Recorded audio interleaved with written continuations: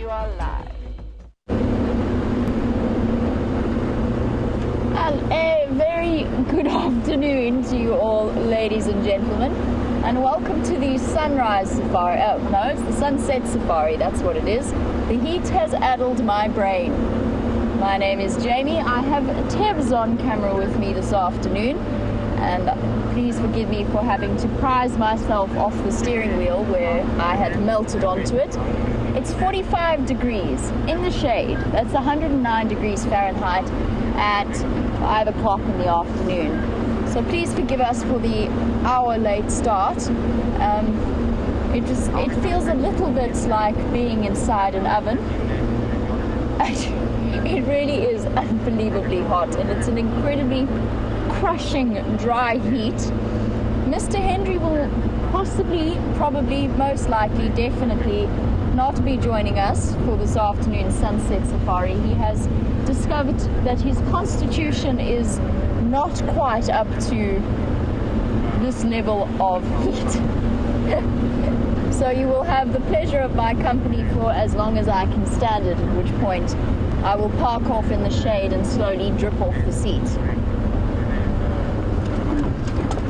Please join us on our live safari, and don't forget to please send through your questions so that I have plenty to talk about on this blisteringly hot afternoon.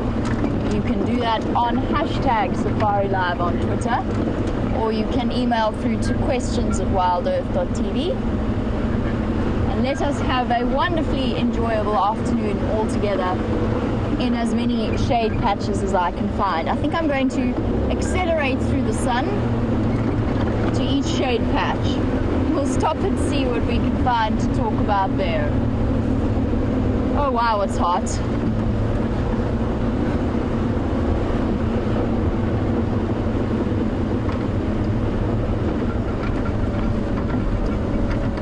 Bob, why didn't we think, actually FC, why didn't we think of that? Why did we not set up a poolside chat? So Bob suggested that since there's no air conditioning, it might be cooler outside in the shade. I have to be honest, Bob, there is one room that WildEarth inhabits that has air conditioning. That is Final Control. How is it in there, Final Control? Is it lovely? I know how it is because I spent the last hour in there. It was glorious, but it did mean that I forgot how hot it was outside. It really is really very, very hot. But I think a poolside chat might have been the way forward.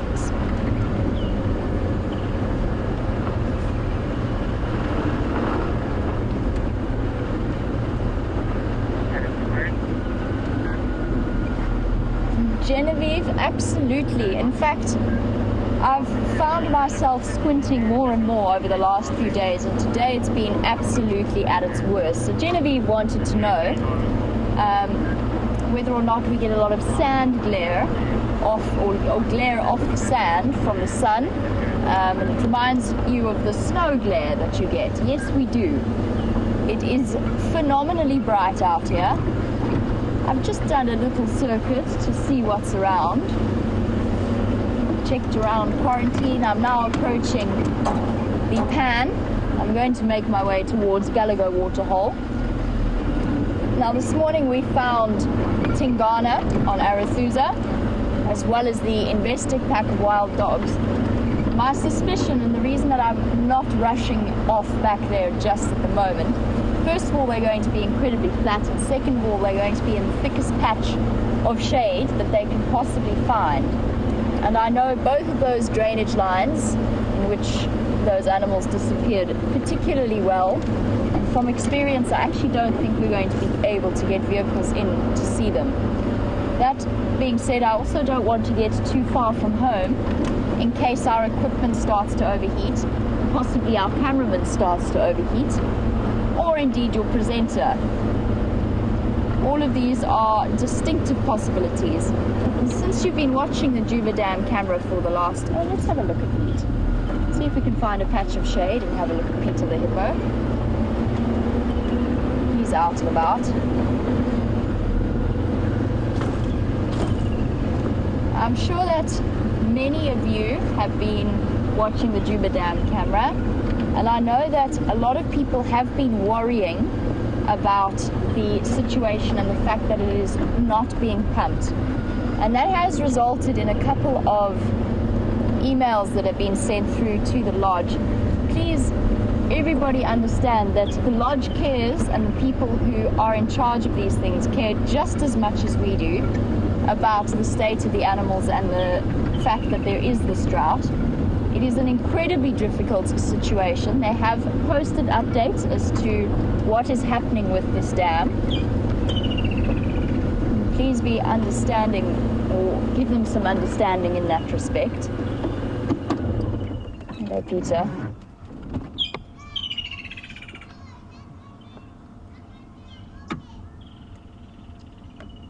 And I think he's decided he's tired of lying in mud. Now, Peter is one of the reasons. We are hoping that with this pan being slightly dry that he will start to move off. He is causing cracks within the pan wall itself, which in turn is creating an incredible wastage of water, which compromises all of the animals out here, not least including himself. So we're hoping that this will encourage him to move to another dam. You can see the oxpecker is having a field day on his back.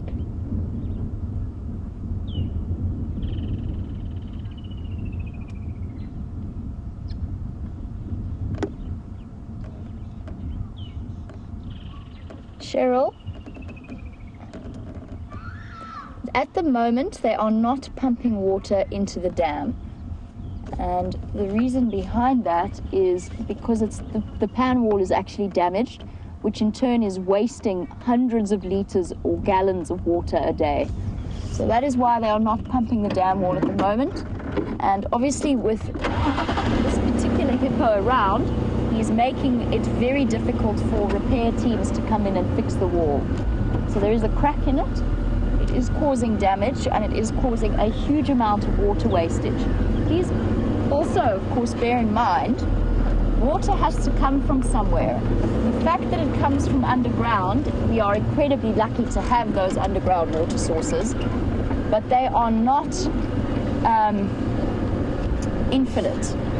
And at some point, the underground, unless we get some rain coming through the area, at some point, the water table below the ground will run out. So we cannot, it would be irresponsible at this point for the dam to be, the pan to be pumped. And I'm going to take you across now, although this looks incredibly bleak and it is hard to watch. You will be joining me as I drive around, and I will take you across to the pan on the other side of the lodge, Gallagher Waterhole, that is pumped once every 2 days, just to show you that the animals are not completely without options in terms of drinking water.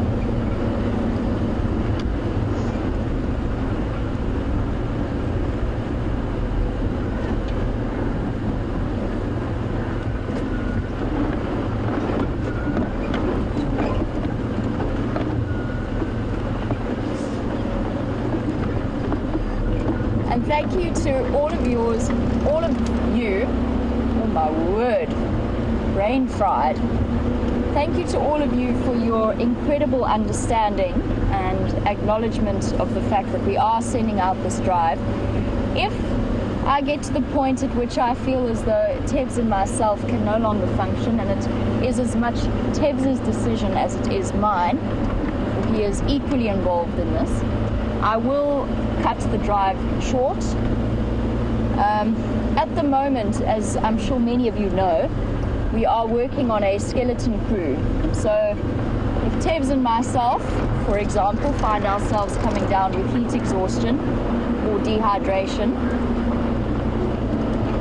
and unable to work tomorrow, it puts pressure on the rest of the team as well and compromises us for future drives.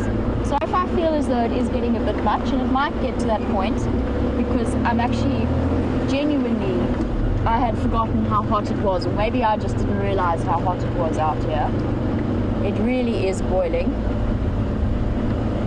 I gave myself a thorough hosing down before I left. I was soaking. I'm now completely dry, bone dry. And I think also it's not just the heat, it's the oppressive dryness of this entire deal. I can feel my lips starting to crack and my eyeballs are getting hot. And it's not just Tebs and myself, it's also the equipment on the back of the vehicle. So if we start to get warnings from the camera as well, then we will have to shut the show down. But thank you everybody for your understanding, we do appreciate it. We just want to let you know that we're not slacking off.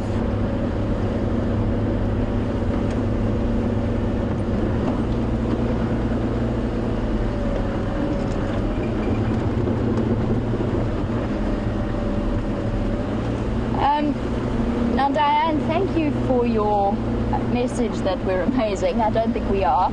Yes, lodges do drives in heat like this with their guests. They generally go out sort of at roughly the same time we've gone out. It will be up to the guests themselves. And some of you watching the Juba Dam camera may have heard the guests at WildEarth are playing in the swimming pool. I think that they've decided not to go out this afternoon. But the Cheetah Plains guys, I have heard them on the radio. So they have gone out.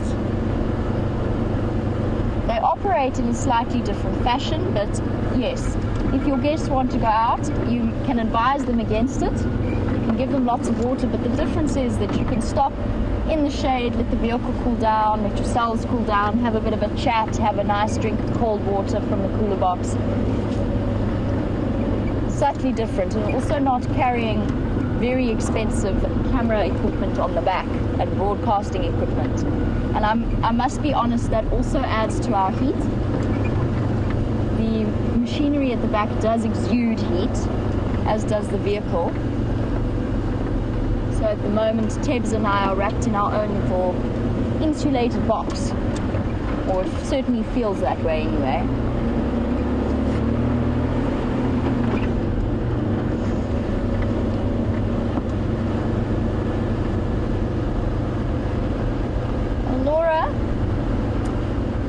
You wanted to know whether we would be able to move Peter to another dam. Hopefully he's going to start making his way on his own. Beyond that, it becomes a decision that is not ours. It is a very dangerous process. Let me rephrase that. It is not a dangerous process. It is a very complex process, moving an animal. You need vets on call, on standby. And bear in mind, of course, that Peter is not the only hippo in this position, as we saw with that hippo in Wilkeshoek Dam. Sorry, girl. I actually feel quite bad making any animal move out of its shady spot at the moment. And they appear to be far better adapted to dealing with this heat than we are. I think this must be a record, at least definitely since I've been working here.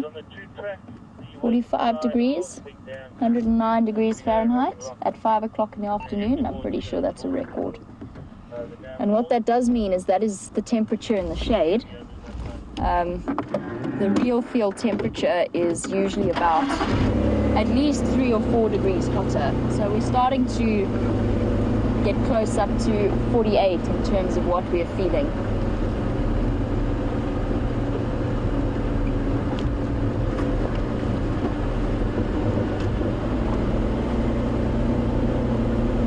We'll take a trip around to Gallagher Pan. Let's see what's happening there.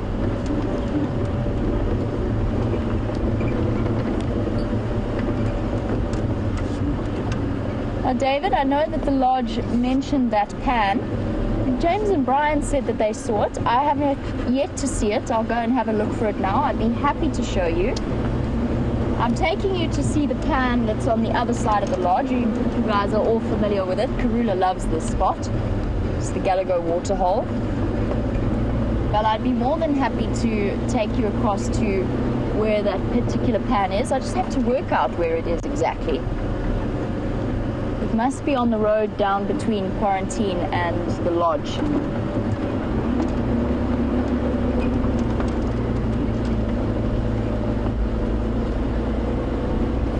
And I am going to apparently knock the antenna down. That wasn't where I was going with that sentence. I'm going to say I'm going to take regular breaks to continue to drink water. Tebs will be doing the same. So if the camera all of a sudden doesn't move, it's because Tebs is having a drink.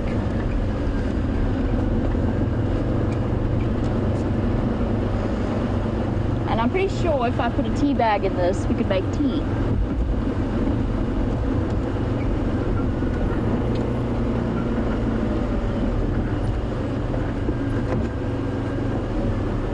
Ashley, you want to know what the knock-on effect is going to be.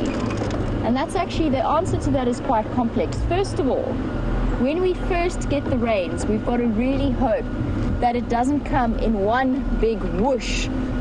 So 100 mils in a day is going to be equally disastrous. Well, maybe not equally as disastrous, but fairly disastrous for all of us. I'm looking for a patch of shade to stop at the Gallagher pan.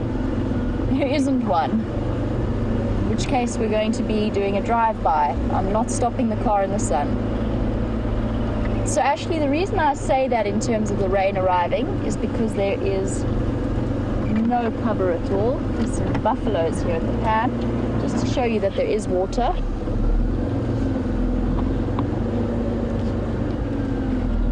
We will not be stopping.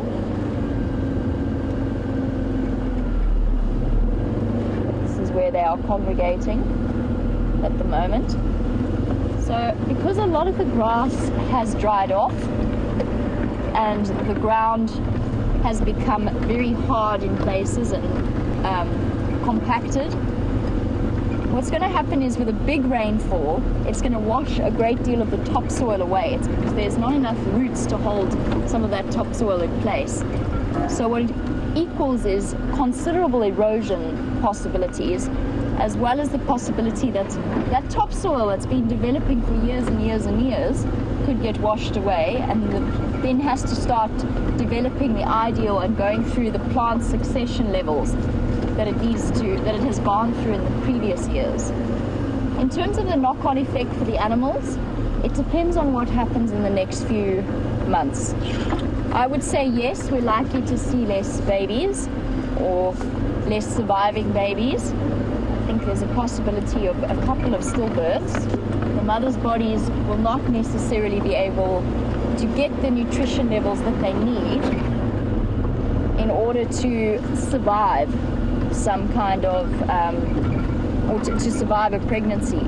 So a lot of them will be either stillborns or will not fall pregnant at all. The predators, however, will flourish. This is a time when the big cats, wild dogs, and especially hyenas have things, I wouldn't say easy, because they still have to go out looking. It's still hot and it's still dry, but they can get a lot of the moisture that they need. They're quite adapted to getting moisture that they need from their prey, certainly in the case of leopards and cheetah. But they will also have far more access to regular meals. And the prey is forced around a much smaller area, which means they don't have to move as far afield in order to go hunting. So by that I mean prey species will be more concentrated around water sources and essentially forced to use the same spots to go and drink. So the predators will increase. The knock-on effect from that, though, is that then the herbivores decrease in terms of their population, and eventually you'll see a possible dip in the predator population as well. It always reflects, but it takes maybe a year or two for that reflection to follow through, if that makes the trajectory that predators versus prey will have. The plant life should recover, but as I said, a lot of the grass has died off. Some of the hardier species will start to flourish again.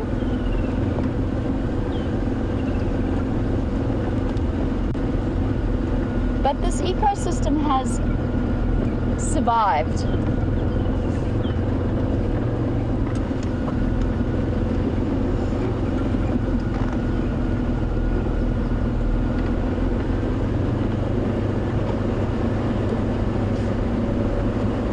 Guys, I really appreciate the concern that you're sending through. actually judging what Tebs is telling me, as well as the way that I'm feeling, I know that we are, I think we have reached the end of the possibilities here. We could push ourselves through the drive. I don't think that it's worth it at this point. Tebs is melting over his camera. I am melting over my steering wheel. So we appreciate the poll that you've got going on.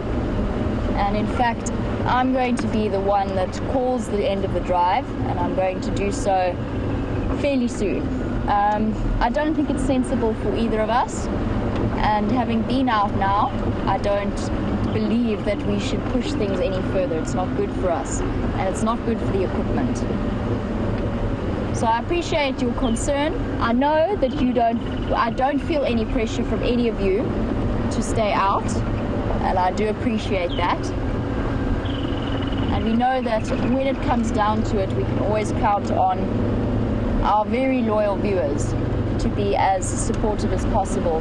So FC, I'm going to call the drive, and I'm going to call the drive now, just to communicate that through to Jerry and Kirsty. And we'll be saying a farewell to all of you. I do appreciate you all sticking with us and giving us your support. I hope that you have a wonderful day. I apologize for the brief drive, but I don't think it's sensible for any of us to carry on like this. But we will catch you tomorrow for the sunrise safari, and join us then. We'll have hours to build the anticipation until we next see each other. So we will relish in those and catch you tomorrow. Have a wonderful day, ladies and gentlemen, and thank you very much for your understanding.